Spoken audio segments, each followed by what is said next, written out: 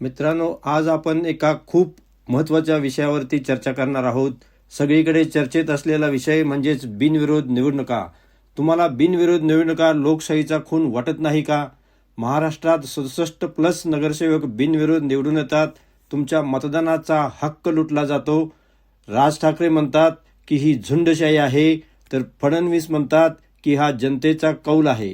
कोण बरोबर? तुमचं मत काय आहे?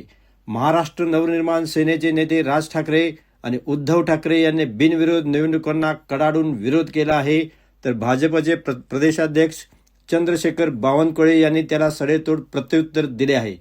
राज ठाकरे यांनी भाजपाला पश्चिम बंगालमध्ये तुम्ही न्यायालयात जाता तर इथं का नाही असा प्रश्न विचारला आहे.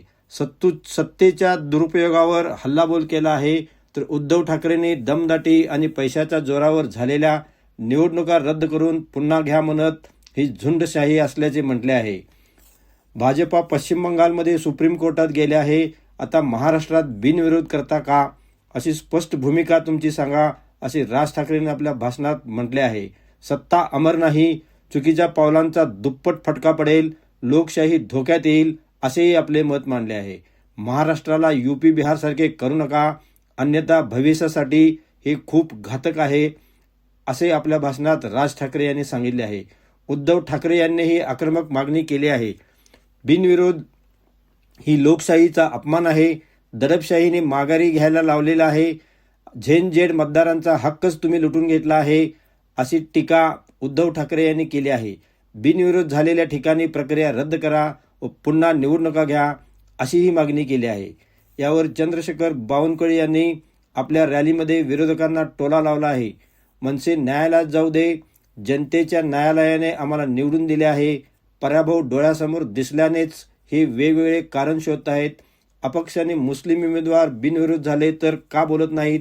न्यायालयात ही जनतेचा कौल आमच्याच बाजूने राहील, असं त्यांनी प्रत्युत्तर दिले आहे.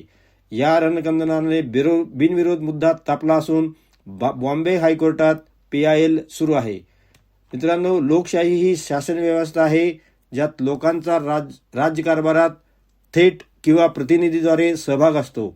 या व्याख्येनुसार प्रौढ मताधिकारांच्या आधारे खुल्या निष्पक्ष निवडणुकाद्वारे निवडलेले प्रतिनिधी राज्य चालवतात. लोकशाही म्हणजे लोकांची सत्ता, ज्यात सर्व प्रौढ नागरिकांना 18 वर्षावरील जात, धर्म, लिंग किंवा संपत्तीवरून भेदभाव न करता समान मतदानाचा हक्क मिळतो.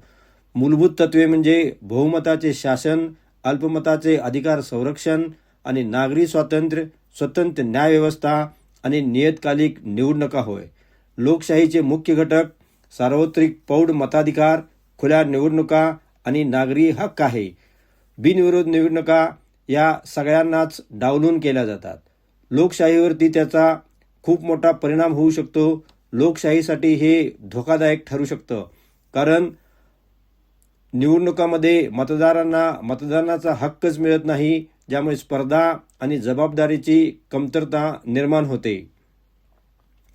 यावर सुधारणासाठी सक्रिय मतदारांचा सहभाग वाढवणे, पक्षांतर्गत लोकशाही मजबूत करता येणे, यासारख्या गोष्टी केल्या पाहिजेत.